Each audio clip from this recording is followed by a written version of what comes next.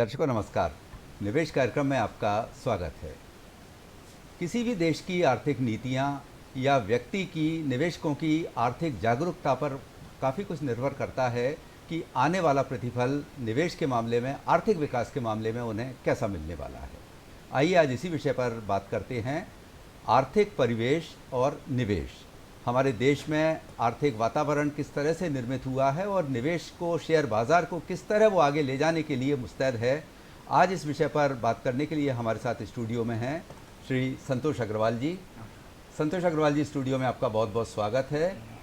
अध्यक्ष हैं Bhopal stock investors association के, और हमारे साथ स्टूडियो में आज हैं विशेषज्ञ श्री प्रकाश नारायण माथुर जी। माथुर साहब, आपका भी बहुत बहुत स्वागत है स्टूडियो में। रिटायर्ड जॉइंट डायरेक्टर हैं खनिज प्रशासन मध्य प्रदेश शासन से। आप भी दर्शकों इस कार्यक्रम में जुड़ सकते हैं टेलीफोन के माध्यम से। कुछ सुझाव, कुछ सवाल, कुछ जिज्ञासाएं आपकी हों, सीधे हमें फ़ोन कर सकते हैं। 266009 हमारे यहाँ का लैंडलाइन नंबर है और भोपाल का STD कोड है 0755। टोल फ्री नंबर भी आपके लिए उपलब्ध रहेगा 1800-233-0040। तैयार हो जाइए फ़ोन करने के लिए और इस कार्यक्रम में अपनी सहभागिता जोड़ने के लिए। इस विषय से संबंधित आप जो भी चर्चा करना चाहते हैं, आपके फ़ोन कॉल्स का स्वागत है। शुरुआत संतोष अग्रवाल जी आपसे ही करते हैं। एक काफ़ी लंबा अनुभव आपके पास है बाज़ार का, और अब जिस तरह से सक्रियता आपकी है, आप इन्वेस्टर्स एसोसिएशन के अध्यक्ष हैं भोपाल के, और काफ़ी कुछ आर्थिक जो संस्थाएं हैं उनसे भी पदाधिकारी के रूप में आप जुड़े रहे हैं। इस समय हम जो देख रहे हैं, हमारे देश में एक वातावरण जो निर्मित हुआ है आर्थिक विकास का, उसको आप किस नज़रिए से देख रहे हैं? बहुत अच्छा प्रश्न है आपका। आप ये देखिए कि हमारे देश में जो खास तौर पे आर्थिक विकास जो हुआ है, तो जब हमने 1991 में जी आर्थिक नीतियों को खोला, उससे निवेश हमारे यहाँ बहुत बड़ा है। चाहे वो कोई सा भी बाज़ार हो, शेयर बाज़ार हो, कमोडिटीज़ बाज़ार हो, इंडस्ट्रीज हो, ट्रेड हो। उस वक़्त जो भी सरकार थी, उस वक़्त हमारा शेयर बाज़ार का इंडेक्स 1000 होता था, आज ऑल टाइम हाई पे 66,000 पर, बिल्कुल। क्योंकि ऑल टाइम। तो ये शेयर सूचकांक का तो ये है कि अब शेयर सूचकांक हमारे देश का जी फर्श से अर्श तक पहुंच रहा है। तो यही हालात देखें तो कमोडिटी बाज़ार में भी है, बिल्कुल। तो जिसका कि फ़ायदा हमारे किसानों को भी मिल रहा है।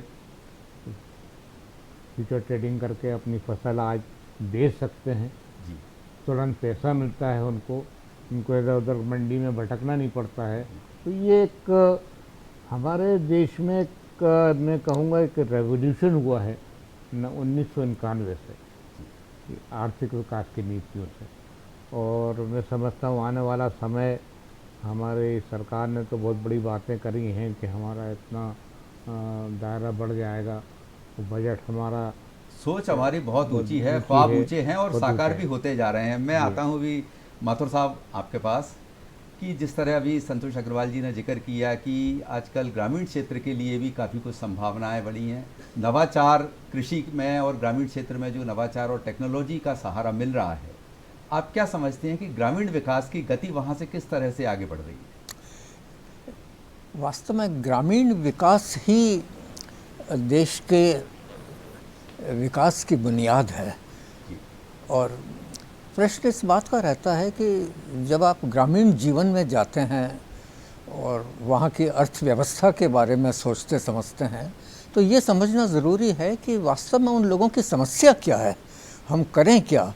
कई बार ऐसी बातें हो जाती है या योजनाएं बन जाती हैं जो बन तो जाती हैं, लेकिन उनका सही फ़ायदा, सही उपयोग ग्रामीणों के हित में शायद कम हो पाता है। मैं एक बात आपको बताऊं कि कई बार आप गांव में जाते हैं और लोग बड़ी खुशी से अपनी अपनी खेती करते हैं, और ज़रूरत पड़ती है कुएं से सिंचाई करते हैं। अक्सर कुआं सूख जाता है, कई बार जब बारिश नहीं होती है तो सूख जाते हैं।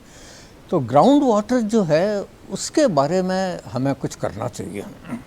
और ग्राउंड वाटर एक ऐसी चीज़ है कि और आए साल डिप्लीट हो रहा है।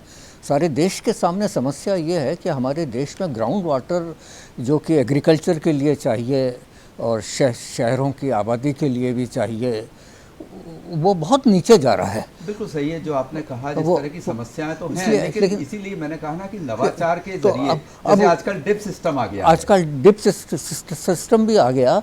तो मैं जो कहना ये चाहता था कि अगर हम ग्राउंड वाटर को हमेशा बनाए रखने के लिए और हमेशा ऊंचा उठाए रखने के लिए कुछ कोशिश करना चाहिए। तो जगह जगह हमें लोगों को ये बताना चाहिए कि भाई किस तरह से हम एक छोटे से क्षेत्र खेत है तो उसके छोटे से हिस्से में एक तालाब टाइप बना लें, तो तालाब टाइप से पानी इकट्ठा होता रहेगा और ग्राउंड वाटर चार्ज होता रहेगा सारा का सारा। तो उससे जो कुएं सूख जाते हैं, है ना, शायद ये प्रोसेस रुक जाए। और इसकी आवश्यकता न केवल ग्रामीण क्षेत्रों में है लेकिन शहर के क्षेत्रों में भी है। वाटर हार्वेस्टिंग जैसे वाटर concept हमारे हार्वेस्टिंग सामने हैं। वाटर हार्वेस्टिंग हाँ, में और है। शायद यही वजह है कि कई सरकारी ऐसी योजनाएं हैं कि जैसे नदी तालाब के लिए कुछ नल जल योजना, शहरी विकास की आपने बात की, और बलराम योजना तालाबों के जी हाँ। सफाई के लिए, उस तरह की ये सारी हैं। हाँ तो हाँ, अभी इन दिनों में शायद शासन ने काफ़ी इस पर कुछ बिल्कुल, ध्यान बिल्कुल, दिया है, बिल्कुल। है ना, लेकिन इसको तेज़ी से लागू करने की ज़रूरत है। बिल्कुल, समस्या का समाधान जहाँ होता है वहीं से विकास फिर शुरू होने लगता है। वहीं पे सारा संतोष अग्रवाल जी, हम आप पर आते हैं कि इस तरह से निवेश का जो बाजार बढ़ा है, आपने कहा बहुत पीछे लेकर 1991 तक, अभी विदेशी निवेशकों का भी भरोसा भारत पर अटूट हो रहा है ना। और एक कॉलर का हमें फ़ोन आ चुका है, पहले हम उनसे बात कर लेते हैं। नंद स्वरूप मिश्रा जी हैं, बाराबंकी, उत्तर प्रदेश से। हेलो जी, नंद स्वरूप जी। हाँ, नमस्कार सर, मैं नंद स्वरूप नमस्कार। बोल रहा हूँ, बाराबंकी, उत्तर प्रदेश से। मैं जानना चाहता हूँ किसानों की आर्थिक स्थिति मजबूत करने के लिए किसानों को किस क्षेत्र में निवेश करना चाहिए। जी, सवाल के लिए धन्यवाद। ये दोनों के लिए है सवाल। पहले तो अग्रवाल साहब, निवेश किस तरह से करना चाहिए? देखिए, किसानों को आजकल आप देखेंगे कि पोस्ट ऑफिस हर शहर में और गांव में, जी, तो आज उनके लिए सेविंग स्कीम बहुत सारी हैं। क्या वो एनएससी लें, क्या वो पीपीएफ लें, क्या वो उनके फिक्स डिपॉजिट्स हैं। मतलब कई बचत की बचत उसको की स्वभाव योजना उसको है। अख्तियार करना पड़ेगा और बचत से ही निवेश की बचत तरफ से बढ़ा ही जा हो सकता सकता है। है आपने उनका। सही कहा कि पोस्ट ऑफिस ग्रामीण क्षेत्र तक बहुत पहले से हैं, और अब तो नए ज़माने के साथ बैंक भी डोर टू डोर पहुंच रहे हैं, सेवाएं बैंक की। और वहाँ आप निवेश कर सकते हैं, बहुत सारी स्कीम्स हैं। हाँ, और वो आज मैं कह सकता हूँ कि बैंकों से अच्छा रिटर्न दे रहा है। बिल्कुल। तो ख़ास तौर पर सीनियर सिटीजन्स को तो और अच्छा रिटर्न मिलता है। तो आज उनके लिए वो योजना है। और एक जो मैं आपसे बात कहना चाहता था कि कमोडिटीज़ के अंदर हाँ जी, आज वो अपनी फसल जो उनके पास है वो आज वो बेच सकते हैं फ्यूचर में। मान लीजिए कि आज उनकी फसल फरवरी के अंदर तैयार हो रही है, जो कि उनको अप्रैल में तैयार हो जाएगी पूरी, तो वो आज अप्रैल में फ्यूचर में बेच सकते हैं अपनी फसल को और उसका पैसा ले सकते हैं। अच्छा, एडवांस में एडवांस ट्रेडिंग कर सकते हैं। ये ट्रेडिंग बहुत अच्छी बात है कि नहीं, एडवांस ये- ट्रेडिंग हो सकती है। हाँ। अच्छा, इसको अगर हम एक कॉम्बिनेशन ऐसा बनाए निवेश और कृषि उत्पादों से, तो ये भी बहुत अच्छी एक अवधारणा हो सकती है अग्रवाल साहब, कि साल में जैसे 2 फसल लेता है किसान, किसान जी, तो 6 माही की SIP वगैरह भी शुरू कर सकता है। बिल्कुल कर सकता है। और किस तरह से ये किसान SIP कर सकते हैं? सिस्टमेटिक इन्वेस्टमेंट प्लान होता है जी, कि वो थोड़ा थोड़ा पैसा करके 3 महीने में, 6 महीने में, साल भर में, ऐसे ऐसे करके अगर वो इन्वेस्टमेंट करता है तो जी। उसका एवरेज जो आता है, जी, मान लीजिए कभी उसने मंदी में कराया, 3 महीने बाद थोड़ी तेज़ी आ जाती है, 6 महीने बाद फिर मंदी आ गई, साल भर बाद फिर तेज़ी आ गई, तो एक एवरेज उसका जो है वो इम्प्रूव हो जाता है और सही उसको रिटर्न मिल जाता और है। निश्चित रूप से जब वो अपने म्यूचुअल फंड का ग्रोथ देखेगा तो उसका आत्मविश्वास भी विश्वास बढ़ता है और बचत के लिए और वो जागरूक होता है उसमें। बिल्कुल। माथुर साहब, अभी अग्रवाल जी ने जिक्र किया कि किसानों के लिए कई सारी ऐसी योजनाएं हैं। एक मुझे याद आ रहा है, किसान विकास पत्र। आजकल बैंक में KCC अकाउंट भी खुलते हैं, इससे उनके लिए किस तरह से आर्थिक मदद मिलती है? किसान विकास पत्र लेने से उनको मदद मिलती है वास्तव में। और क्योंकि उसमें मिनिमम जो इन्वेस्टमेंट है वो कुछ वर्षों का होता है, 2.5 वर्ष के बाद वो शायद उनको रिन्यू करा सकता है, और अपनी जो बचत है उसको। आजकल गोल्ड बॉन्ड्स भी हैं, गोल्ड बॉन्ड में अच्छा। भी निवेश कर सकते हैं आपके साथ। जी जी जी। वो भी पोस्ट ऑफिस में मिल जाते हैं। हाँ, गोल्ड में आजकल तो इलेक्ट्रॉनिक फॉर्मेट में भी आ हाँ, गया है, इलेक्ट्रॉनिक ETF जिसे बोलते हैं। बिल्कुल। उसके बारे में आप बताइए कि फिजिकल गोल्ड रखना ज़्यादा बेहतर है या फिर इलेक्ट्रॉनिक का फॉर्मेट? नहीं, इलेक्ट्रॉनिक फॉर्म में तुरंत पैसा मिलता है आपको, और जी। आपको गोल्ड रखने की जो एक रिस्क होती है वो रिस्क भी आपकी खत्म हो दूर होती जाती है है। आपको। तो इसलिए बेहतर ये होगा कि आप इसको इलेक्ट्रॉनिक फॉर्म में रखें। जी तो इलेक्ट्रॉनिक फॉर्म में ये है कि आपका रोज़ रेट भी दिखता रहता है आपको, और उसके अलावा आपकी जो रिस्क होती है कि हमको लॉकर में रखना है, इधर रखना है, उधर रखना है, और एक फ़ायदा ये भी है कि उसके अगेंस्ट में आपको पैसा भी मिल जाता है। तो ये एक बहुत बड़ा एडवांटेज, रहता है। मैं चाहे वो शहर का आदमी हो, चाहे वो किसान हो, कोई भी हो, उसको एडवांटेज। और उसमें सोने की खरेपन का भी झंझट नहीं है, बिल्कुल, आपको बिल्कुल। चेक नहीं हाँ, कराना कि ये- किस तरह से है। जी। तो संतोष, हाँ माथुर जी, आप कुछ बोलना चाहेंगे? आजकल हाँ, गोल्ड के प्रति ग्रामीणों में भी थोड़ा सा वो रहता है, बचा के रखते हैं अपने नहीं, ये तो बच्चों हमारी की- भारतीय संस्कृति भारतीय में है संस्कृति कि का स्वर्ण के प्रति आकर्षण शुरू से रहा है। एक कॉलर और हमसे जुड़ चुके हैं, दीपक जैन ब्यावरा से। Hello hello. जी, स्वागत है, सवाल कीजिए। दीपक जी, सवाल कीजिए। हेलो। हाँ जी, आपकी आवाज़ हम तक पहुंच रही है, आप सवाल कर सकते हैं। मैं जी ब्यावरा से दीपक जैन बोल रहा हूँ। जी मेरा सवाल संतोष कुमार अग्रवाल जी से लेकर कि अभी जैसे आने वाले साल में जी। अपन को किन सेक्टरों में शेयर बाजार में निवेश करना चाहिए जिसमें अपन को अच्छा मुनाफा मिल सके? चलिए, हाँ, हमारे सवाल। अगले सवाल के लिए इनका सवाल ही काफ़ी है। अग्रवाल साहब, करंट सिनेरियो को देखते हुए मैं कुछ इस तरह से इनके सवाल को करूंगा। करंट सिनेरियो को ये- देखते हुए क्या जी। पोर्टफोलियो होना चाहिए? प्रश्न तो बहुत अच्छा है, जी, सार्वभौमिक है, सबके लिए है। सबके लिए है।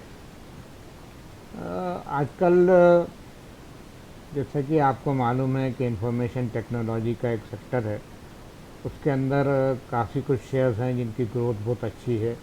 बाकी आपका रुझान अगर ऑटोमोबाइल्स में है तो उसमें भी बहुत सारी अच्छी कंपनीज हैं, नाम बताना नहीं, कंपनी के नाम हम नहीं नहीं बताएंगे। सेक्टर वाइज हम करते हैं। तो आप सेक्टर में पावर बहुत अच्छा है, ऑटोमोबाइल्स बहुत अच्छा है, इंफॉर्मेशन टेक्नोलॉजी है, और अगर आपको सिक्योर्ड लेना है या रिस्क नहीं लेना है तो फार्मास्यूटिकल शेयर ऐसे हैं जिनमें ज़्यादा उतार चढ़ाव नहीं होता है, और बिल्कुल रिटर्न सही अच्छा है। मिलता है, डिविडेंड अच्छा मिलता है। बिल्कुल सही। इंफ्रास्ट्रक्चर का भी डेवलप हो इंफ्रा- रहा है, तो जी। इंफ्रा सेक्टर में भी काफ़ी संभावना है। बिल्कुल, बहुत सारी कंपनियां हैं इंफ्रास्ट्रक्चर। जी जी। हाल ही में हमारे देश में G20 का एक शानदार सफल आयोजन संपन्न हुआ है, और उसके बाद भारत की छवि वैश्विक स्तर पर काफ़ी कुछ निखरी है, उभर कर जी आई है। जी खमरिया जी, ये इसके बहुत दूरगामी क्या परिणाम आप देख रहे हैं? बहुत बड़ा हमारा एक्सपोजर पूरी जी हाँ, दुनिया के अंदर हुआ है बिल्कुल। कि हमने G20 की अध्यक्षता की। जी हाँ। ये बहुत बड़ा, और उसमें एक रेजोल्यूशन, उसका जो एक मोटो था, ये अपन कह सकते हैं थीम थी कि वन अर्थ वन फैमिली, बिल्कुल। ये उसका एक मोटो था, और हमने अध्यक्षता की। और G20 के अंदर ये एक नई चीज़ आई कि कुछ अफ्रीकन देशों को भी जोड़ा गया, नए देश भी सदस्य नए बने। देश। बिल्कुल। नए देशों को भी जोड़ा गया, ताकि उनकी आवाज़ भी दुनिया में जाना चाहिए। बिल्कुल। अभी तक उनको, वैश्विक पटल पर वो भी आए, वो उभरे। भी आए। बिल्कुल। तो ये एक हमारे देश की बहुत बड़ी उपलब्धि है। उपलब्धि है, और दुनिया के समाचार पत्रों ने उनकी अपनी हेडलाइंस में छापा, क्योंकि G20 का सम्मेलन हिंदुस्तान में होना जी। बहुत बड़ी बात है। जी। ये पहली बार हुआ है। चलिए, हम बातचीत जारी रखेंगे। बोल अभिषेक बात। गुप्ता जी उज्जैन से जुड़ चुके हैं, पहले उनसे बात कर लेते हैं। Hello hello, Abhishek ji. Hello. जी, सवाल कीजिए। हेलो। हाँ, आपकी आवाज़ आ रही है, आप सवाल कर सकते हैं। जी, आ रही है। जी सर, मेरा सवाल था आपसे कि जी। मैं निवेश करना चाह रहा था, जी। तो मैं किस सेक्टर में निवेश करूं मेरे फंड्स को? आप अभी फ़ोन लाइन पर ही रहिए। अग्रवाल साहब, ये सवाल आपसे ही है, ओ, इनके बारे में जी। कुछ पूछे। एज फैक्टर काफ़ी मायने रखता है, तो कुछ जानकारी आप लेना चाहें? जी, मैं लाइन पर हूं। जी जी। देखिए, अभी एक इन्वेस्टर को हमने बताया था कि अगर आपको, ये आपकी चॉइस के ऊपर है कि ऑटोमोबाइल सेक्टर में इन्वेस्टमेंट करना है। मुझे आपकी आवाज़ क्लियर नहीं आ रही है सर। जी अभिषेक जी, अच्छा मैं आपसे थोड़ी सी चर्चा करता हूँ। हेलो। हेलो, आप हमारी आवाज़ सुन रहे हैं? उनका सर मुझे आपकी आवाज़ क्लियर नहीं आ रही है। अभिषेक जी, आपसे निवेदन है कि शायद टीवी का वॉल्यूम हाँ। आपका तेज है, वॉल्यूम कम कर लीजिए, आपका इको आ रहा है ना? आप थोड़ा जी। टीवी से दूर हटकर आप बात कीजिए, क्लियर आएगी। ओके। मैं आपसे थोड़ा सा ये और कहना चाहूँगा कि निवेश के लिए बहुत महत्वपूर्ण होता है गोल, लक्ष्य। आप किस उद्देश्य से निवेश करना चाह रहे हैं, आपका लक्ष्य क्या है, कितने साल के लिए करना चाह रहे हैं, टाइम ड्यूरेशन और आपकी आर्थिक क्षमता और आपकी रिस्पॉन्सिबिलिटीज, ठीक है ना अग्रवाल जी साहब? जी बिल्कुल। तो अब इनके जैसे मद्देनजर सर मैं चाह रहा हूँ कि 5 से 10 साल के आसपास का जी। एक फंड निवेश करना चाह रहा हूँ मैं। अच्छा तो किस समय है। सेक्टर में मैं निवेश के लिए बिल्कुल। किस सेक्टर को चुनूं मैं? Banking, IT? देखिए, बैंकिंग ज़्यादा अच्छा है। जी, आईटी सवाल तो, करने के लिए धन्यवाद। आईटी तो काफ़ी सालों से चल रहा है और उसमें अब इतना रिटर्न नहीं आ रहा है। अगर आपको लॉन्ग टर्म करना है तो ये बहुत अच्छी चीज़ है कि लॉन्ग टर्म इन्वेस्टमेंट हर वक्त फ़ायदेमंद रहता है। शॉर्ट टर्म में नुकसान के चांसेस ज़्यादा होते हैं, रिस्क ज़्यादा होती है। बिल्कुल। लॉन्ग टर्म के अंदर आप इन्वेस्टमेंट करेंगे तो बहुत अच्छा रहेगा। और जहाँ तक सेक्टर की बात है तो आप पावर सेक्टर ले सकते हैं, इंफ्रास्ट्रक्चर का ले सकते हैं, फार्मास्यूटिकल का ले सकते हैं, पावर का ले सकते हैं। ये सेक्टर अच्छे हैं और इनमें आप इन्वेस्टमेंट करके अच्छा डिविडेंड पा सकते हैं। जी बिल्कुल, इन्होंने जो टाइम होराइजन बताया है 5 से 10 साल, मेरे ख्याल से बिल्कुल पर्याप्त है, पर्याप्त है और कर है, सकती है। सर है। अब हम और- लौट के और अब अभी जैसे अग्रवाल साहब ने बताया है कि जो G20 का जो मैं वहीं आ रहा था आपके पास कि वसुधैव कुटुंबकम, हाँ, उसके बारे में आप क्या जो- कहना चाहेंगे? अब उसमें कुटुंबकम भी इसी से जुड़ा हुआ है। हाँ, वो इसीलिए थीम क्योंकि थी। G20 के साथ जो अभी हमारे जैसे अफ्रीकन यूनियन को हमने सदस्य मान लिया। अब अफ्रीकन यूनियन में 45 देश हैं। अच्छा। और अफ्रीका एक ऐसा कॉन्टिनेंट है जो प्राकृतिक साधनों से एकदम भरा हुआ है। खूब मिनरल्स हैं वहाँ पे, खूब फॉरेस्ट हैं वहाँ पे। तो विकास की इतनी बड़ी संभावनाओं का जो महाद्वीप है, उससे हमारे रिश्ते जुड़ते हैं, है ना। और उससे G20 और धनाढ्य है, निश्चित रूप से होगा। तो उसमें इन्वेस्ट करने का या उनके साधनों का हम उपयोग कर सकें, हमारे साधनों का वो उपयोग कर सकें, ये एक बहुत बड़ी अपॉर्चुनिटी है। ये तो प्राचीन परंपरा रही है, प्राचीन एक परंपरा दूसरे के रही है। देशों के साथ व्यापार अग्रवाल साहब और पहले भी होता था, अब भी हो रहा है। वो वास्तव में वसुधैव कुटुंबकम है। जी हाँ, जी हाँ। सही बात है पूरा। और हमारा देश तो, हमारी जो भारत भूमि है माथुर साहब, वो खनिज संपदा से भी काफी समृद्धशाली रही है। जी हाँ, वास्तव तो में कच्चे माल की आपूर्ति या व्यापार के लिए जो अनुकूल परिस्थितियां निर्मित करती है, उसमें काफी कुछ महत्वपूर्ण भूमिका है। वास्तव आप में खनिज प्रशासन विभाग से आप सेवानिवृत्त नहीं, हुए हैं। वास्तव में हमारा भारत तो शस्य श्यामला भूमि वाला है। जी हाँ। और जब हम खनिजों की बात करते हैं तो पानी और मिट्टी से लेकर के स्वर्ण और तांबा और एल्यूमिनियम, ये सब खनिज पदार्थ हैं। और हमें ये जानकर के गर्व होना चाहिए कि हमारे देश में खनिज पदार्थ की दृष्टि से काफ़ी समृद्धि है। हमारे यहाँ लोहे के इतने अटूट भंडार हैं। कहते हैं कि दुनिया की जो सर्वश्रेष्ठ आयरन ओर माइंस हैं वो भारत में हैं और मध्य प्रदेश में हैं, बिल्कुल बिल्कुल। जहाँ 65% Fe से ज़्यादा क्वालिटी का आयरन। माथुर साहब, माफ कीजिए, आपको रोकना चाहूंगा, एक कॉलर जुड़ चुके हैं, उमा मंगल जी भोपाल से। हेलो। हेलो जी स्वागत है, सवाल कीजिए। हेलो हाँ जी, आपकी आवाज आ रही है हम तक, सवाल कीजिए। हेलो हेलो हेलो, हेलो आपको आवाज आ रही है हमारी? हेलो। हेलो शायद नेटवर्क प्रॉब्लम है, आजकल मोबाइल का ज़माना है तो नेटवर्क की प्रॉब्लम आ जाती है। वास्तव में। जी, आप कंटिन्यू रखिए माथुर साहब। हाँ। खनिज संपदा पे हम बात तो कर रहे थे। खनिज संपदा में मैं बता रहा था कि दुनिया की जो सबसे रिच आयरन और डिपॉजिट्स हैं वो भारत में है, हमारे बस्तर में है, जहाँ 65% Fe से भी ऊंची किस्म का मिलता है। और आयरन और ही एक उद्योग जगत का आधार रहता है। चाहे स्टील हो, आयरन हो, बिल्कुल, क्योंकि सारा ये का तो सारा लौह है। अयस्क का तो काफी कुछ इतिहास, हम सिंधु घाटी सभ्यता से देखें तो तांबे से लेकर तांबे से ही लौह रहता अयस्क है। तक, और वास्तव मौर्य में काल की बात कर रहे हैं, या तो- अगर हम वर्तमान में आते हैं मध्यकाल में, ईस्ट इंडिया कंपनी है, ईस्ट तो इंडिया- लोहे का ही ज्यादातर यहाँ से। इसीलिए वो आए थे ईस्ट इंडिया कंपनी में। और आधुनिक से देखा जाए तो आयरन ओर के अंदर के अलावा हमारे यहाँ लाइमस्टोन के अच्छे डिपॉजिट्स हैं। सारा सीमेंट प्लांट्स लाइमस्टोन से ही, मतलब हम खनिज रूप से, खनिज रूप से हम काफ़ी उमा जी रिच फिर से हैं। टेलीफोन लाइन पर जुड़ चुकी हैं। Hello hello Uma ji, hello. चलिए, वो शायद नेटवर्क की प्रॉब्लम है।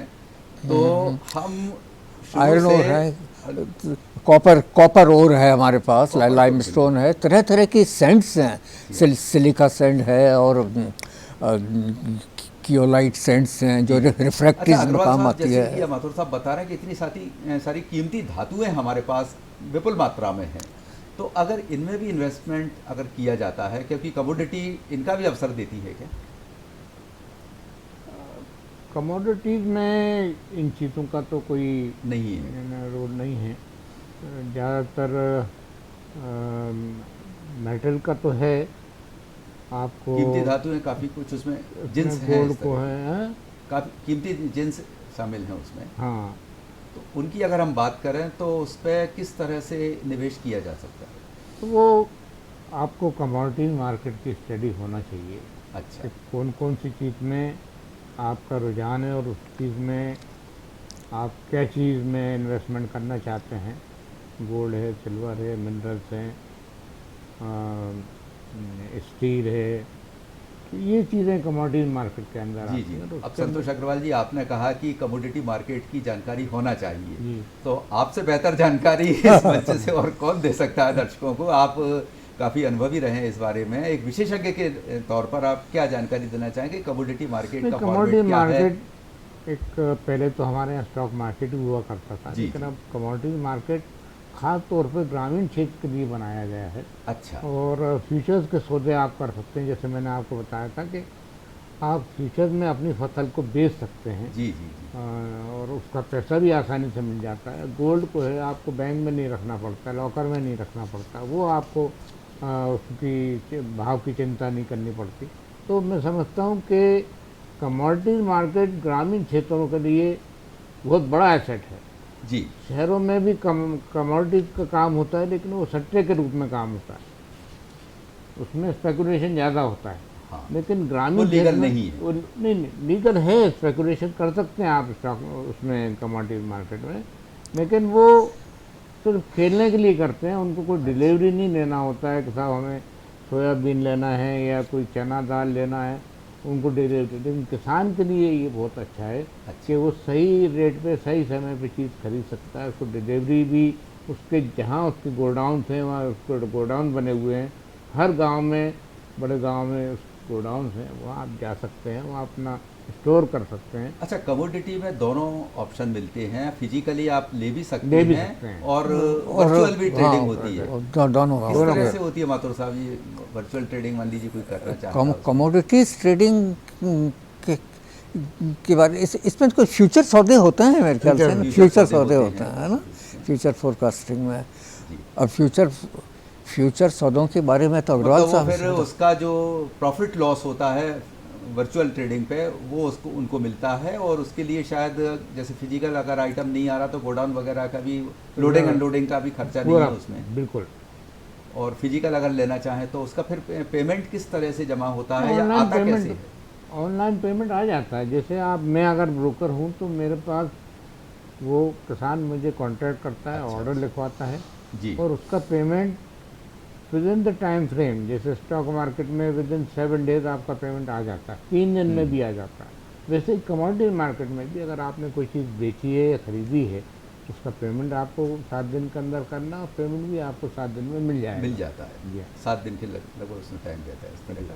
अच्छा माथुर साहब, अभी जो विश्व की जो काफ़ी बड़ी और प्रतिष्ठित एजेंसीज हैं आर्थिक सर्वेक्षण के लिए, वो लगभग सभी एजेंसियों ने भारत को सबसे तेज़ी से बढ़ती अर्थव्यवस्था के रूप में चिन्हित किया है। वर्तमान अगर वित्तीय वर्ष में हम देखें तो काफ़ी कुछ अच्छी वहाँ से संकेत आ रहे हैं। वास्तव में आ रहे हैं, क्योंकि जब आप भारत की बात कर रहे हैं तो India is a big market.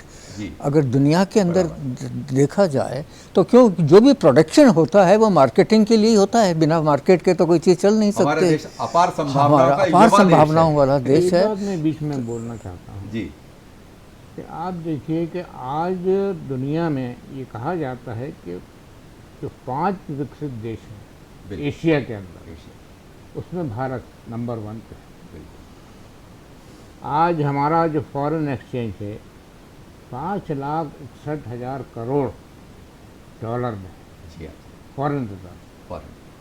तो ये हमारे नेशन के लिए, हमारे शहर के लिए, हमारे देश के लिए बहुत गर्व की बात बात है, गर्व और की हमें बात है। बड़ी हिम्मत है कि हमारे पास बिल्कुल इतना- यही हुआ ना कि हमने इस वैश्विक स्तर पर अगर आर्थिक आंकड़ा देखा जाए तो हम एक दहाई के ऊपर थे, 10-12 नंबर पे थे, और आज या। हम आधी दहाई पार कर चुके हैं। हम पार 5वें कर- नंबर पर विश्व की आर्थिक जीडीपी के मामले में। और एक बात वास्तव में और कहूँगा और- कि हमारे यहाँ स्वास्थ्य के ऊपर काफ़ी जी।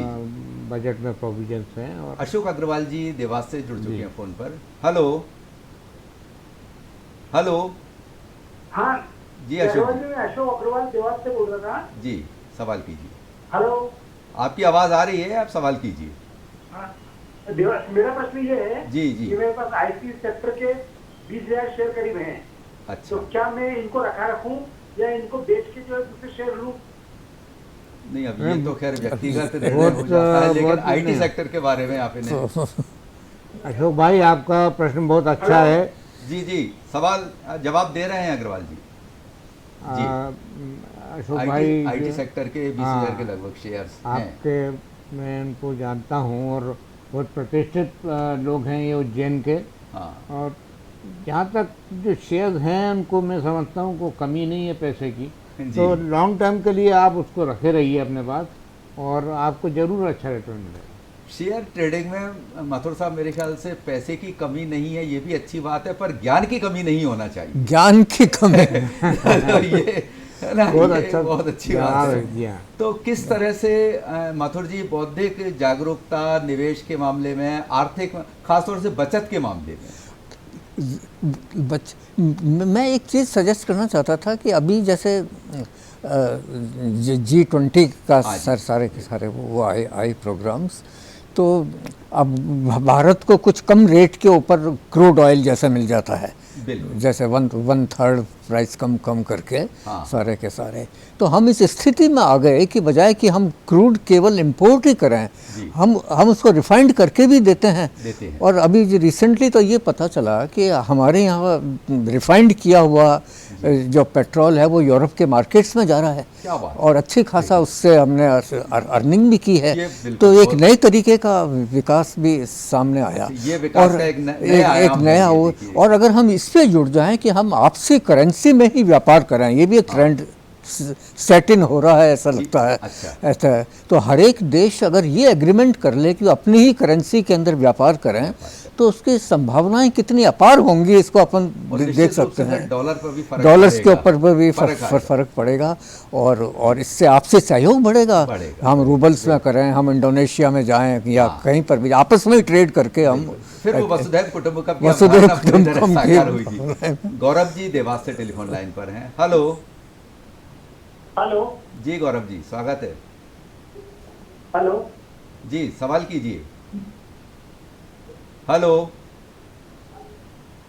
आप शायद टीवी से दूर आ सर जाइए। मेरा प्रश्न ये था आपसे, जी मेरा प्रश्न ये था कि म्यूचुअल फंड से एग्जिट कब होना चाहिए? एग्जिट कब होना चाहिए? जब आपकी अंतरात्मा बोले, आप पूरी अपना बैकग्राउंड देखिए और बाजार को परखिए।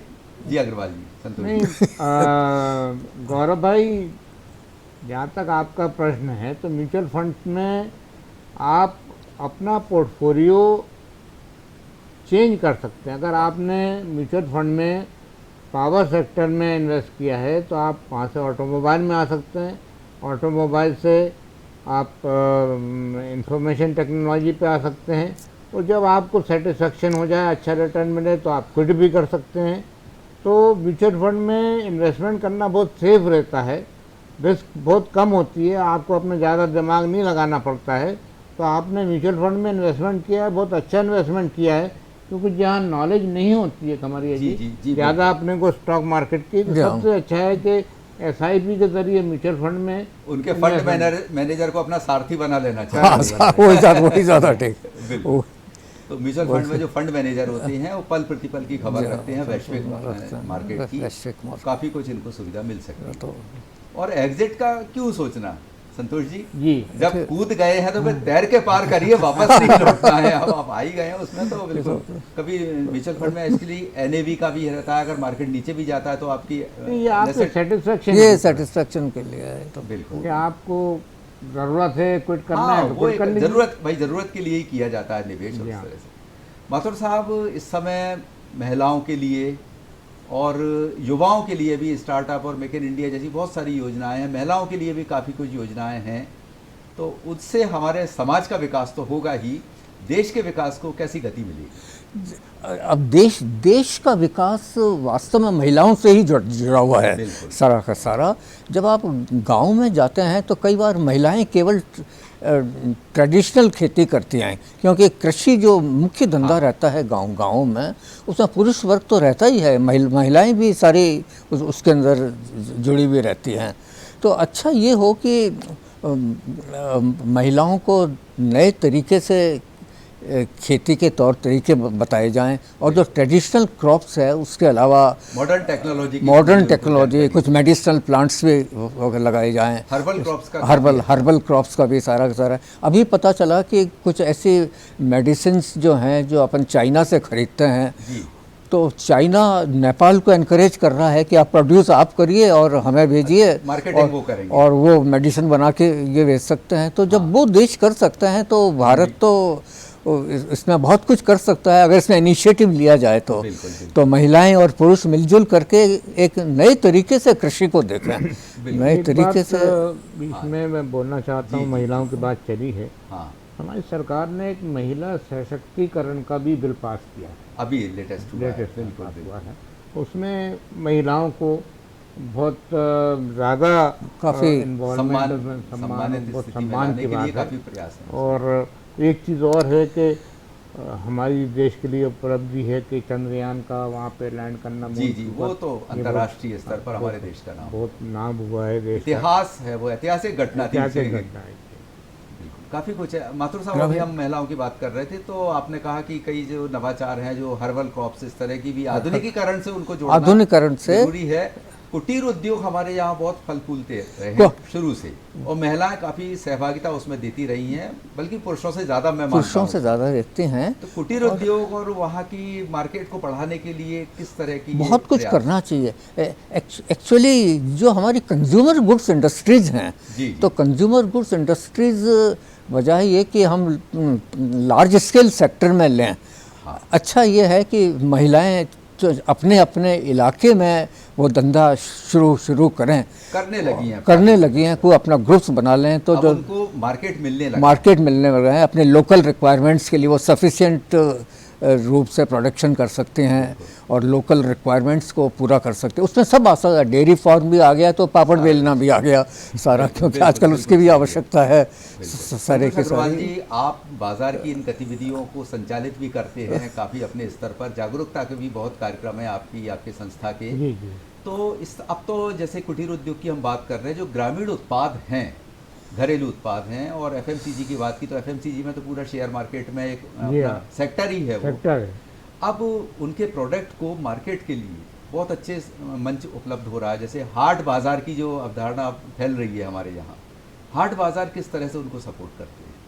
नहीं, हाट बाज़ार जगह जगह बन रहे हैं। जी हाँ। और भोपाल में ही देखें आप तो हाट बाज़ार 2-3-4 जगह लगता है, बिल्कुप परमानेंट स्ट्रक्चर ही बना हुआ है यहाँ, तो दूसरे राज्यों के भी वहाँ सहभागिता देखी जाती है। तो अपना हमारे अगर आप मेले में देखें, भोपाल उत्सव मेले में, जी हाँ, वहाँ भी बहुत सारे कुटीर उद्योग के और फर्नीचर के पूरे देश से दुकानें आती हैं, और वो अपना वहाँ पे माल डिस्प्ले भी करते हैं, बेचते भी हैं।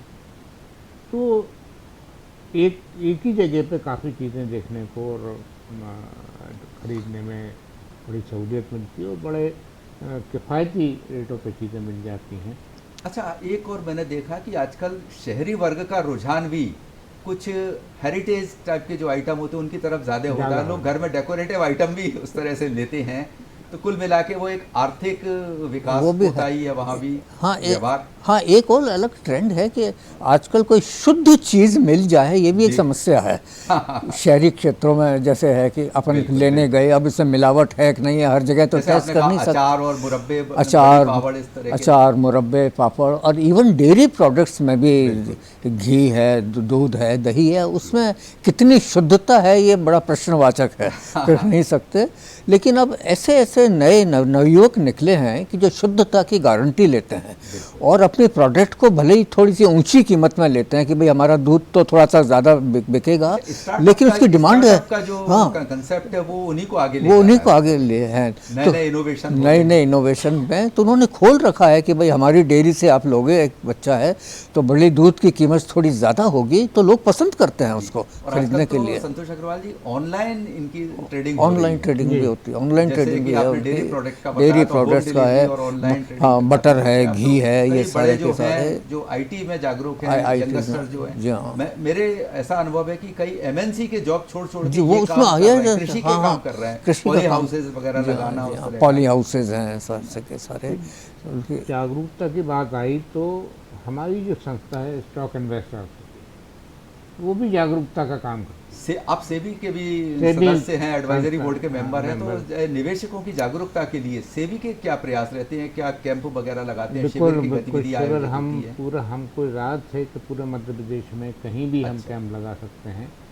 और उसमें निवेशकों से हम एक पैसा भी नहीं लेते, पूरा खर्चा से भी अच्छा, उसका खर्चा उठाती है, और उसके अंदर हम उनको निवेश करने का तरीका बताते हैं कि वो दूसरा उनको ब्रोकर से कैसे डील करना है, बिल्कुल। कहीं धोखा नहीं हो जाए। और ये मैं एक वार्निंग के तरीके से सबको, आपके जो दर्शक हैं उनको बताना चाहता हूँ कि सिर्फ सेबी रजिस्टर्ड ब्रोकर से ही काम करें, और जो भी एग्रीमेंट है वो सोच समझ के पढ़ के और फिर ही रजिस्टर्ड अपने आप अच्छा, को अगर कराएं। जैसे आपने ब्रोकर्स की बात की, तो ब्रोकर्स के द्वारा ही ये सारे ट्रेडिंग होती हैं, जी। तो ब्रोकर्स के जो डॉक्यूमेंटाइजेशन उसकी है, अगर सेटिस्फेक्शन लिया जाए जी। तो क्या क्या वो उसके पास लिखित में कुछ प्रमाण होंगे कि प्रमाण जिन्हें चेक होते करना हैं। चाहिए? जी हाँ, ये सबसे बड़ी बात है, आपका प्रश्न अच्छा है कि ब्रोकर को एक बैनर मिलता है सेबी की तरफ, जी, जिसमें उसका नंबर, रजिस्ट्रेशन नंबर, उसका फर्म का नाम, मालिक कौन है, ये सब चीज़ें आपको चेक करनी चाहिए कि ये आदमी रजिस्टर्ड है कि नहीं सेबी से, अच्छा, और रजिस्टर्ड ब्रोकर है कि नहीं है, तो ब्रोकर है या सब ब्रोकर है, ये जी। सब चीज़ें डिस्प्ले करना चाहिए जी। उसके ऑफिस के अंदर, जी, और तभी आप उसके साथ ट्रेडिंग करें। जी, एग्रीमेंट को अच्छी तरह पढ़ें, आप अपना जो भी बिल्स जनरेट होते हैं, बिल्स डेली तौर पर आप, क्योंकि धोखा इसमें बहुत होता है, बिल्कुल सही है। तो इसलिए आप अपने बिल्स को चेक करें, बिल्स संभाल के रखें। और आज बैंक 1 लाख रुपए की गारंटी देता है। बिल्कुल। संतोष पर- जी, जी। इंदौर से विकास गुप्ता जी टेलीफोन जी, लाइन पर आ गए। जी। हेलो हाँ जी। जी, सवाल कीजिए विकास जी। Hello hello. हाँ मैं ये क्वेश्चन पूछ रहा हूँ जी, कि 2025 में सेंसेक्स और निफ्टी क्या हो सकता है? नहीं अब ये नहीं, विकास जी का क्वेश्चन अच्छा है।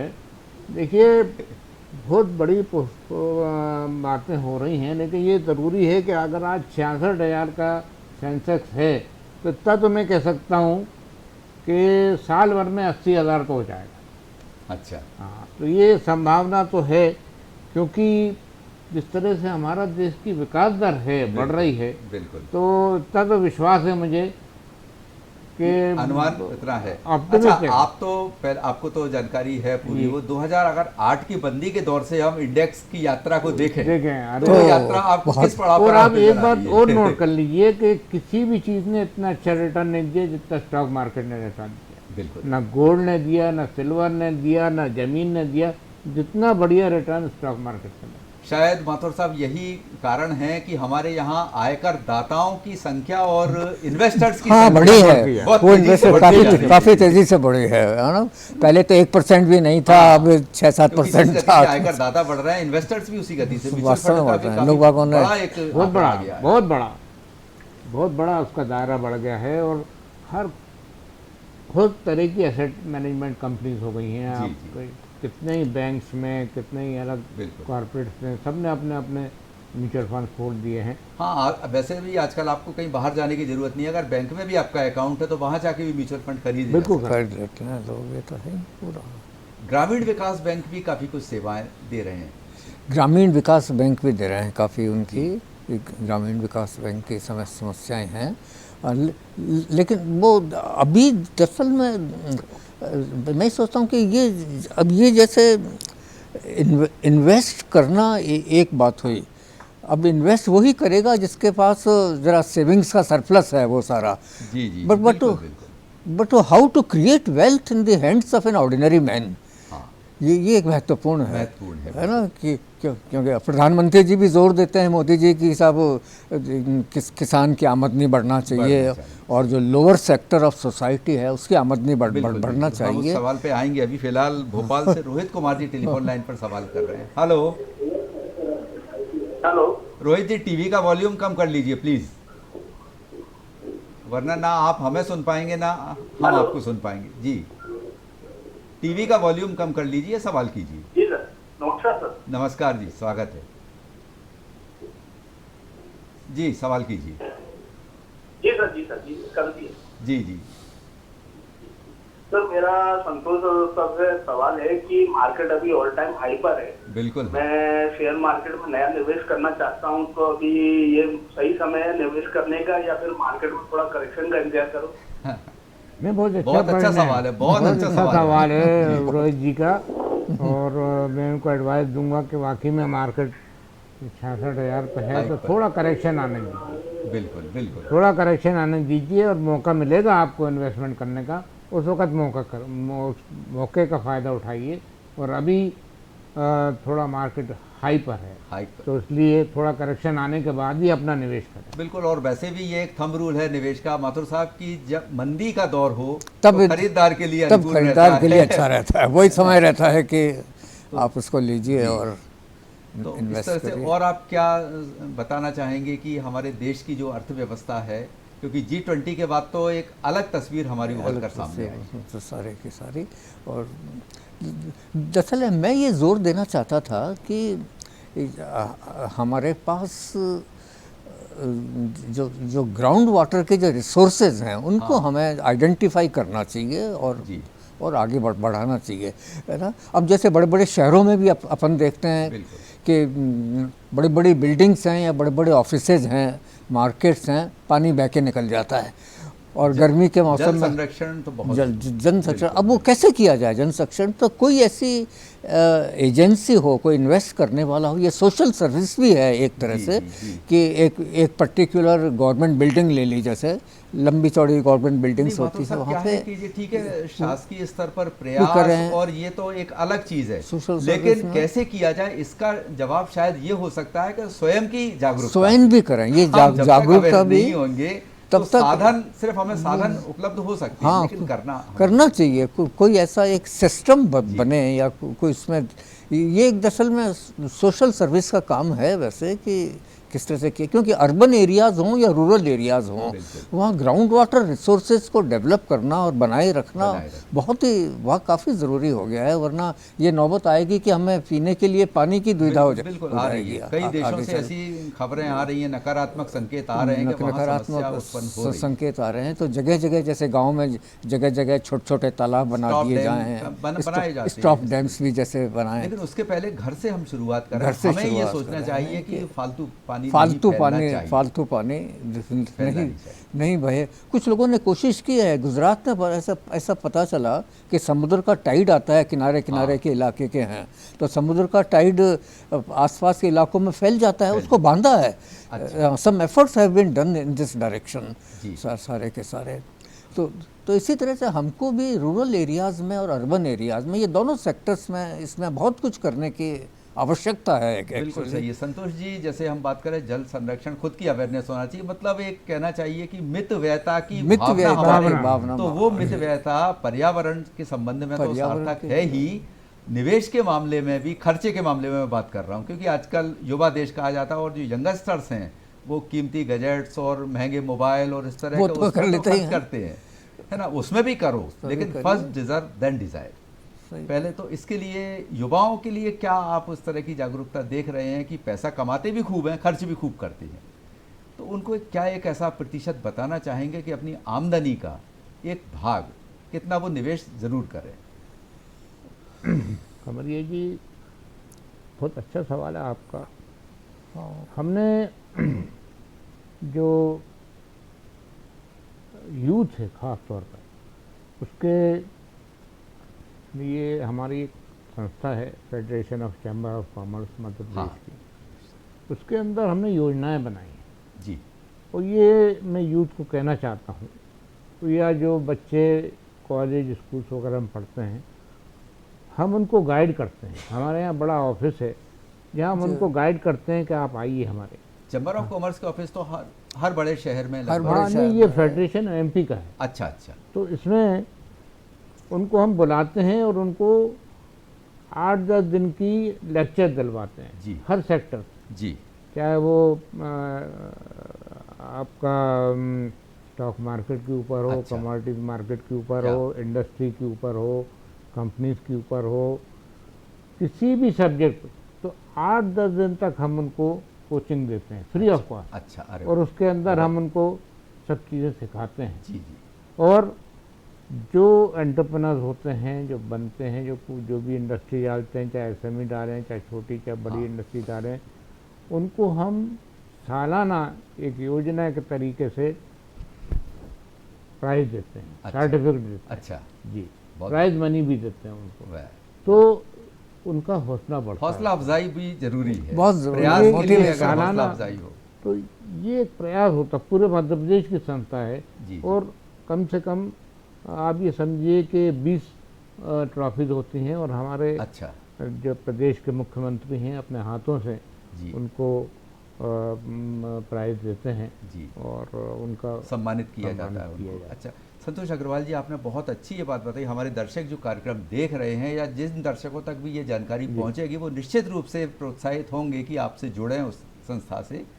तो इसमें किस तरह से जुड़ा जाता है? क्या इसकी कोई अवधि होती है कि साल में कब आप इस तरह के कार्यक्रम करते हैं, या उसकी प्रारंभिक प्रक्रिया क्या होगी? आपसे संपर्क कैसे किया जाएगा फेडरेशन नहीं, commerce? Federation of Madhya Pradesh chamber of commerce का पता कहीं से भी ले सकते हैं। अच्छा। वो मेरे पास अभी नंबर नहीं है, तो नंबर भी दे देता जी मैं। जी तो ये अगर आप गूगल पे सर्च करेंगे तो आपको मिल जाएगा, जी जी। उनका अता पता तो मिल जाएगा। साल में कभी भी ये संपर्क किया जा सकता कभी है? भी किया जा सकता है, और वो टाइम बता देंगे कि भाई इस टाइम से इस टाइम तक आप आ सकते हो। जनरली जब वेकेशंस होते हैं तो एक ग्रुप जब समूह बन जाता होगा तब फिर इस तरह के कार्यक्रम कम होते से हैं? कम 10-1 लोग तो हों, 10-1 लोग। तब जाके एक अच्छा वो हो जाता है। और अच्छा।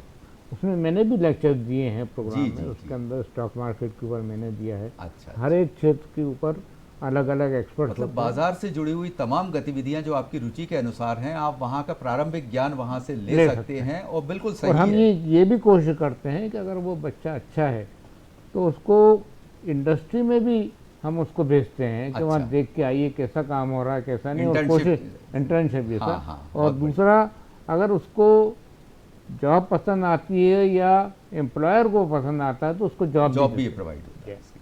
बहुत बढ़िया है। तो माथुर साहब, जिस तरह से ये बहुत अच्छी बात कही है, श्रमिकों के लिए भी काफ़ी कुछ हितकारी योजनाएं हैं। जो श्रमिक वर्ग है, जो या जैसे दिहाड़ी मजदूर हैं, जो जिनको ज़्यादा जानकारी नहीं है, तो वो किस तरह से बचत करके अपना एक निवेश के लिए प्रेरित हों? ये जैसे ये जुड़ा हुआ है कि जैसे ग्रामीण क्षेत्रों में अपन रहते हैं, हाँ। खेत खलिहान हैं वहीं, बिल्कुल। वही लैंडलेस लेबर हों या जो भी कुछ हों, खेत ऐसा है कि ज़्यादा पैसा है नहीं जो लगा सकें। लगा सकें। तो लोगों को ये नहीं पता है कि उनका खेत अगर खाली पड़ा हुआ है तो वहाँ वो सोलर एनर्जी के लिए भी उस अप्लाई कर सकते वो हैं। अप्लाई आजकल कर ये भी एक नया ये concept भी आया एक है। Solar energy. है ना कि कई राज्यों में तो ऐसा है कि बड़े बड़े किसानों ने बड़े खेती किसानों छोड़ ने के तो बना उनको लिया। जी हाँ, बिजली उत्पादन कर रहे हैं। बड़े बड़े किसानों ने तो अपने अपने खेत में लगा लिए, जी। लेकिन एक ऑर्डिनरी फार्मर भी जो और इन्वेस्ट नहीं कर सकता, तो अपने खेत के अंदर जो भी सोलर एनर्जी डेवलप कर सकते हैं वो लगाए, तो बिजली बेची जा सकती है, उससे उसको पैसा भी ये मिलेगा, एक अर्निंग का जरिया बनता एक है, अर्निंग का उसको जरिया विद्युत बनेगा। विभाग उसको खरीदता भी अगर एक्सेस और बहुत बड़ी रिक्वायरमेंट पूरी होती है। कहीं बिजली नहीं मिलती तो आप खेत में काम भी कर रहे हैं तो आ ही नहीं रहा है, पानी नहीं आ रहा है क्योंकि करंट नहीं है सारा। बिल्कुल बिल्कुल। तो सोलर एनर्जी का अगर उपयोग किया और जाए, आजकल तो मशीनी जो है मशीनों पे काफी कुछ निर्भर है और बिजली बहुत जरूरी है। बिजली बहुत पावर जरूरी है। सेक्टर, तो पावर सेक्टर जैसे आपने भी कहा था कि फ्यूचर अच्छा है, पावर सेक्टर में इन्वेस्टमेंट अगर कोई म्यूचुअल फंड के जरिए या किस तरह से म्यूचुअल करें? फंड के जरिए तो नहीं, हम हाँ वो इन्वेस्टमेंट कर सकता है पावर नहीं, मैं सेक्टर पावर को। सेक्टर की कंपनियों की बात कर रहा हूँ जी। जो इसमें काम कर रही है, जो लिस्टेड हैं। हाँ हाँ हाँ, तो उनमें आप इन्वेस्टमेंट कर सकते हैं, बहुत अच्छी ग्रोथ है उसके अंदर, अच्छा। पावर सेक्टर के अंदर। और including wind energy, Wind energy, solar wind है, energy भी काफी including- एफएमसीजी का भी मार्केट कभी खत्म हो नहीं सकता है क्योंकि नहीं हो रोजमर्रा सकता। की जो रोजमर्रा की उपभोक्ता की चीजें वस्तुएं रहती हैं, लेकिन कंपटीशन बहुत है हमारी कंपटीशन एफएमसीजी में। और एक चीज़ और है कि एफएमसीजी के अंदर नकली माल बहुत आ रहा है। बिल्कुल। मतलब मैं आपको बताऊं, बड़ी बड़ी कंपनियों का माल आपको जो यहाँ मिल रहा है दुकानों पे, वो उससे सस्ता दूसरी जगह मिल मिल जाएगा जाता आपको है, दूसरी कंपटीशन दुकान पे। है। ये एक बड़ा परेशानी है। बिल्कुल, जो बिल्कुल। ऑथराइज डीलर्स हैं या डिस्ट्रीब्यूटर्स हैं, उनको ये शिकायत है, सरकार से भी शिकायत है कि वो ऐसे गलत लोगों को नहीं पकड़ते हैं और कंपनियों को भी। कार्रवाइयाँ होती हैं जी। अग्रवाल साहब, वो भी होती हैं। जैसे कि आपको भी याद होगा कि आप तो सेबी के मेंबर हैं। जी। एक दौर था जब हमारे यहाँ चिटफंड टाइप की उस तरह की कंपनियों ने बहुत जी हाँ, बहुत मिसगाइड बहुत किया बहुत, हुआ था इन्वेस्टर्स को, अब उन पर लगाम लग चुकी लग है। चुकी है। और मेरा तो ये कहना है कि अगर आपको ऐसा किसी भी हमारे नागरिक को ऐसा पता लगता है जी। कि यहाँ गलत काम हो रहा है, चिटफंड का काम हो रहा है या एनबीएफसी का काम हो रहा है या गलत स्टॉक मार्केट का है, वो तुरंत सेबी को हमको कंप्लेंट कांटेक्ट कर करें या सकते हैं। सेबी को कांटेक्ट करें। रेगुलेटरी अथॉरिटी है। Regulatory, और हाँ। अच्छा, तो आपके जरिए भी वहाँ वो हमारे शिकायत जरिए से पहुंचाई जा भी सकती है। हमको भी बता दें जी। तो हम उनका काम लगा देंगे। जी जी जी, बिल्कुल सही है। देखिए, पारदर्शिता, ईमानदारी वो बहुत तो जरूरी है, और लीगलिटी के साथ हम आगे बढ़ते हैं तो उस पर आत्मिक शांति तो मिलती ही है, उसमें एक एक सुकून गौरव मिलता की बात है, भी सुकून मिलता है, वरना मान वरना धन के साथ मान सम्मान भी मान मिलता है आपको। ये तो है पूरा। जी। संतोष अग्रवाल जी, इस समय मार्केट का पोर्टफोलियो आप किस तरह का सजेस्ट करना चाहेंगे नहीं, कि diversified डाइवर्सिफिकेशन हाँ। कहाँ कैसे किया जाए? नहीं, डाइवर्सिफाइड होना चाहिए। देखिए क्या है कि आपको एक ही सेक्टर में अगर आप करेंगे, जैसे अपन कहते हैं ना, putting all the eggs in one basket, वो नहीं होना चाहिए। बिल्कुल। हमारे पास डाइवर्सिफाइड पोर्टफोलियो होना चाहिए सब सेक्टर्स के, उसके अंदर जी। स्टॉक मार्केट के जितने भी सेक्टर्स हैं उसमें इन्वेस्टमेंट करना चाहिए, और उस इन्वेस्टमेंट करने से उनको अच्छा रिटर्न मिल बिल्कुल सकता है। एक बात और बीच में आपको मैं बताना चाह रहा था कि जो महिलाओं के लिए इन्होंने करा है, जी। सरकार ने जो किया है हाँ। उसमें, सॉरी, जो हेल्थ में जो किया है, बिल्कुल। आज देखिए 220 करोड़ के वैक्सीन हमने एक्सपोर्ट करे हैं एक्सपोर्ट्स की। कोविड के। बिल्कुल। आज किसी भी देश ने कोविड के वैक्सीन का इन्वेंशन नहीं। सबसे बड़ा देश, सबसे ज़्यादा लोग बाहर मारे गए, हमारे हिंदुस्तान में सबसे कम लोग मरे हैं और कोविड आश्चर्य से। की बात यह है कि उस आपदा के बाद भी हम दुगनी गति से फिर खड़े हो तेजी गए से हैं। ये एक बहुत महत्वपूर्ण हमारे देश के लिए है कि उपलब्धि हमको, है। हाँ, बिल्कुल। चीन तक को हमने कोविड के इंजेक्शन जहाँ सप्लाई से ये की। उत्पन्न हुआ बिल्कुल। कोविड, वहाँ पे उनको एक्सपोर्ट किए हमने काफी। वैक्सीन। और अभी भी मांग विदेशों में भी हमारे मेडिसिन की उसकी मेडिसिन बढ़ती की जा है। रही है। हमारे यहाँ आयुर्वेदिक की बहुत डिमांड है, योग की बहुत है। अब योग दिवस योग मना का लिया योग हमने। दिवस आयुर्वेद तो की दवाओं में अंतर्राष्ट्रीय स्तर पर काफी मंच तो आज देश का नाम चलिए। बड़े मतलब चर्चा। कुल मिला के ये है कि आर्थिक नीतियां हमारे देश की, हमारे निवेशकों की आर्थिक जागरूकता के परिणाम ये है कि हमारा देश दिनों दिन प्रगति करता जा रहा है आर्थिक क्षेत्र में।